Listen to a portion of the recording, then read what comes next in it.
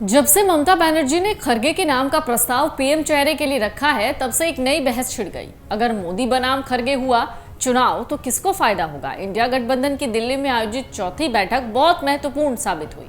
इस बैठक में अगले 10 दिनों के भीतर सभी राज्यों में सीटों पर अंतिम सहमति बनाने की कोशिश करने की बात हुई। तो कांग्रेस अध्यक्ष मल्लिकार्जुन खरगे को इंडिया गठबंधन का संयोजक या प्रधानमंत्री पद का उम्मीदवार बनाने की चर्चा हुई। इसके बाद से ही ये चर्चा शुरू हो गई कि अगर आगामी लोकसभा चुनाव मोदी बनाम खरगे हुआ तो असर क्या होगा। प्रधानमंत्री नरेंद्र मोदी की एक अपनी छवि है। वो गुजरात में मुख्यमंत्री रहने के बाद अब 10 साल से देश के प्रधानमंत्री हैं। अपने काम और जनहित योजनाओं के जरिए देश की जनता के बीच उनकी एक खास अपील है। उनके नाम पर बीजेपी को जीत दिलाने की हर मुमकिन कोशिश होती है, होता भी यही है। बीजेपी आगामी लोकसभा चुनाव भी उनके नाम मोदी की गारंटी पर लड़ेगा, लेकिन केवल किसी नेता की छवि के आधार पर किसी चुनाव का परिणाम तय नहीं होता। प्रधानमंत्री मोदी के नाम पर बीजेपी को अब तक की सबसे बड़ी जीत दिलाने का रिकॉर्ड दर्ज है, तो हिमाचल प्रदेश, बिहार, दिल्ली, पश्चिम बंगाल, कर्नाटक, तेलंगाना जैसे राज्यों की हार भी उनके नाम पर दर्ज है।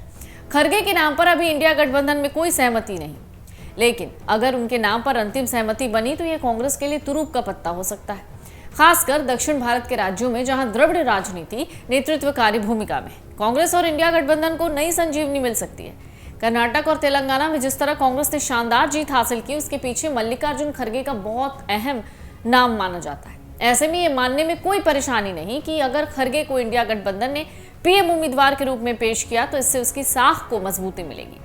उत्तर भारत के राज्यों में मल्लिकार्जुन खरगे की विश्वसनीयता कितनी होगी ये कहना आसान नहीं, लेकिन इसका एक पॉजिटिव संदेश जाएगा और कांग्रेस के साथ साथ दूसरे दलों को इसका लाभ भी होगा।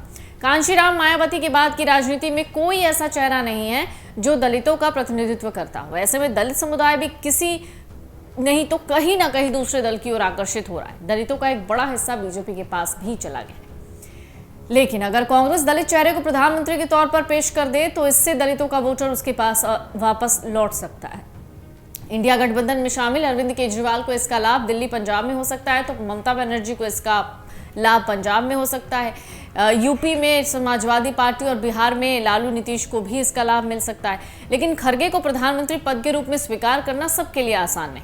खुद कांग्रेस नहीं, एक वर्ग राहुल गांधी को प्रधानमंत्री बनाने पर तुला हुआ है। ऐसे में उनके लिए ये समझ पाना आसान नहीं कि खरगे को पीएम उम्मीदवार बनाने से बेहतर संदेश दिया जा सकता है या नहीं।